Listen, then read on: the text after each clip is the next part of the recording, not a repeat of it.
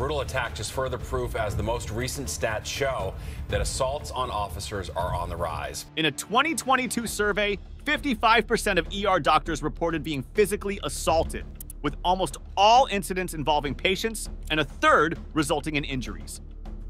Imagine someone caring for you, treating your wounds and trying to make you better, only to be punched by you. What in the hell comes to your mind to do that? Who can do that? Well, Edward Johnson can. An illegal immigrant believed to be from the Caribbean who came to the United States over a decade ago has a dangerous habit of attacking female healthcare workers who try to treat him. One victim, Colleen Leahy, was left with a bruised right eye after Johnson punched her. Why is he doing that? And why is he still here in America? Interesting, right? Let's see the other victims of Edward Johnson. Welcome back, everyone. And don't forget to like, subscribe, and hit the bell icon to keep up with all the latest news. A migrant, or should I say a madman with a long history of trouble, is reportedly targeting female healthcare workers in the Bronx, unleashing 4 attacks in the past 5 years. Edward Johnson, 57, an illegal immigrant believed to be from the Caribbean, has been arrested a stunning 23 times, including for gun possession, with another 42 arrests sealed upon his U.S. arrival.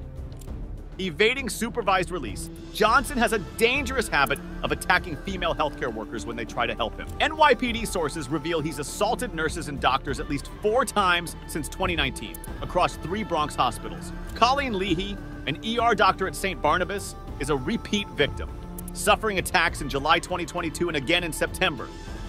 Leahy, deeply affected, fears for her safety every day at work and questions why Johnson, despite multiple arrests, keeps getting released to harm more healthcare workers. It's a distressing situation, raising concerns about safety and the justice system's handling of repeat offenders like Johnson.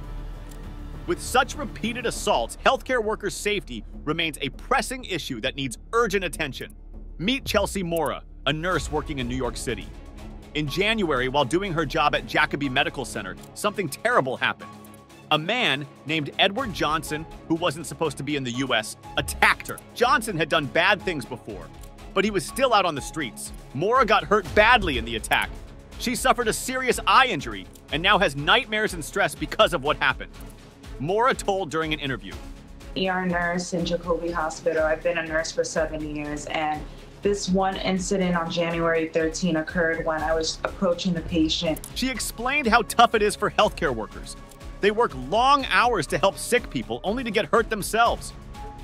And when these attackers have mental health issues, they often don't get the help they need. Mora thinks the laws need to be tougher. People who hurt others, especially those with mental problems, should be kept away from the streets. She's worried because she's not the only one facing this danger. Many others like her have been attacked, and the laws don't seem to protect them enough. She also believes the problem is connected to the border crisis. Some people who come into the country illegally end up causing harm. Mora didn't know the attacker's status at first, but it was shocking to learn he shouldn't have been here in the first place. Another frustrating thing for Mora is that sometimes, when they try to report these attacks, nothing happens. The criminals might spend a short time in jail, but then they're back on the streets doing the same bad things. It feels like a never-ending cycle of danger for healthcare workers like Mora. Despite the challenges, Mora is determined to fight for change. She wants stricter laws to protect healthcare workers and make sure criminals face consequences for their actions. Her bravery and determination show just how important it is to keep our healthcare heroes safe. If you're still here, don't forget to like, subscribe, and hit the bell icon to keep up with all the latest news.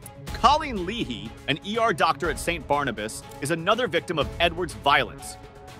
She bravely shared her story, recounting how she was attacked by him in July 2022 and again in September. The constant fear has taken a toll on her, causing her to lose 20 pounds due to anxiety over his potential return. Even her mother, Eileen Leahy, shares her fear, worrying that her daughter might suffer a fate similar to Locke and Riley. I'm here to share that we have a suspect in custody for Lakeland's murder. We are obtaining arrest warrants for Jose Antonio Ibarra, a nursing student from Georgia allegedly murdered by an illegal immigrant. The hospital attack started in December 2019 when Johnson punched a 45-year-old female doctor and a 61-year-old female nurse at Albert Einstein Hospital in Morris Park. His most recent arrest was on January 13th at Jacobi Medical Center, where he allegedly assaulted a 26-year-old nurse who tried to take his blood pressure, leaving her with a bruised and swollen eye. Despite skipping authorities, a warrant has been issued for Johnson's arrest. Patrice O'Shaughnessy, a spokeswoman for Bronx District Attorney Darcel Clark, confirmed that the case is being presented to a grand jury to secure an indictment against Johnson, highlighting the seriousness of his actions and the efforts to hold him accountable for his crimes. Johnson attacked Leahy at St. Barnabas on July 16, 2022, while she was new to her job as an ER doctor. He punched her in the right eye, causing a serious bruise. Even though he didn't tell the police his name at first, he was later charged with second-degree assault and hurting a healthcare worker. Johnson ended up spending 8 months in jail, but what happened after that is unclear. Leahy shared that in April 2023, an assistant district attorney called her. They said they wouldn't take the case to trial because they didn't want to affect Johnson's immigration status. They thought the 8 months he spent in jail was punishment enough. Despite concerns about Johnson's immigration status, Patrice O'Shaughnessy, a spokeswoman for Bronx District Attorney Darcel Clark, emphasized that it didn't affect their decision-making process. She clarified that Johnson accepted a plea deal for attempted assault, avoiding additional jail time, only because Colleen Leahy chose not to pursue the case further in court. O'Shaughnessy also mentioned that Leahy was granted an order of protection against Johnson, which is still in effect. However, on September 18, 2023, Johnson returned to St. Barnabas and allegedly kicked Leahy in the head while she and a male co-worker were attempting to inject a needle in his arm. Leahy claimed he also assaulted another female nurse earlier that day. Although no arrest was made, Leahy filed a police report 2 days later detailing the attack and its aftermath, including headaches. These incidents highlight the ongoing challenges faced by healthcare workers and the urgent need for effective measures to ensure their safety and well-being.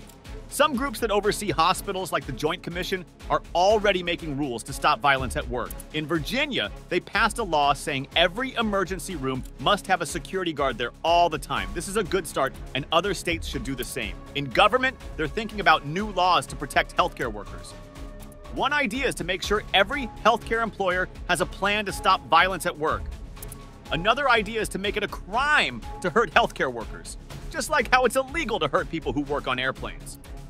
But we need to be careful because healthcare isn't like other jobs. Every person who goes to the ER has to be checked by law, so hospitals can't just say no to patients who might be violent. Some patients act out because they're sick, not because they want to hurt someone. Hospitals need to do more to keep their workers safe. They should have a way for staff to report attacks without being afraid. And they should look at what went wrong after an attack and find ways to stop it from happening again. Lastly, we need better laws to make sure attackers face consequences.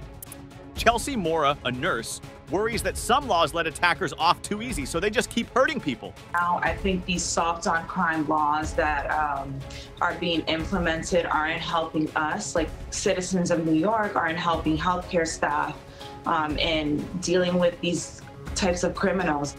We need to fix that to keep everyone safe. Chelsea Mora, a nurse, is the first healthcare worker that Edward Johnson attacked. As we ponder the safety of our healthcare heroes and the future of emergency medicine, ask yourself, what can I do to ensure a safer environment for healthcare workers and patients alike? Subscribe to stay informed and be part of the solution.